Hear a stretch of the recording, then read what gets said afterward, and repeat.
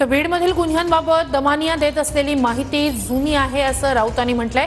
आरोपींना संतोष देशमुखांचा खून पचवता आला नाही असंही संजय राऊत आरोप करतायत। जुन्या माहितीवर तुम्ही काम केलं नाही, दमानियांनी राऊतांवर पलटवार केलाय। तुम्ही काम केलं असतं तर बीडची दुर्दशा झाली नसते असंही अंजली दमानिया म्हणाल्या।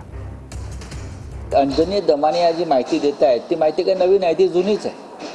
अनेकांनी सुरेश धस असतील, संदीप क्षीरसागर असतील, आम्ही सगळे असू, ही वारंवार ही माहिती पुढे आलेली आहे। बीडमध्ये काय चाललंय हे नवं नाही। संतोष देशमुखाचा खून त्यांना पचवता आला नाही, बस। त्यांनी गेले वर्षभरामध्ये 38 खून पचवले, पण एक खून जो आहे तो महाग पडतो।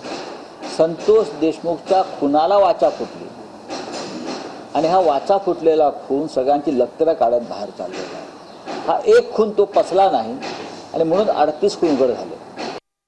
इतक्या प्रचंड प्रमाणावर आम्हाला व्हिडिओज, फोटोज, रील्स सगळी माहिती जी येते अतिशय धक्कादायक आहे।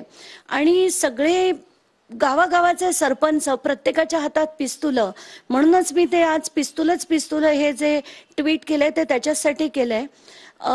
मला वाटतं संजय राऊत पण माझ्याबद्दल बोललेत आणि ते म्हणालेत की ही सगळी जुनी माहिती आहे। आम्ही कुठेच म्हटलं नाही की नवीन माहिती आहे, पण या जुन्या माहितीवर तुम्ही काही काम कधीच केलं नाही, नाहीतर आज बीडची अशी दुर्दशा झाली नसती।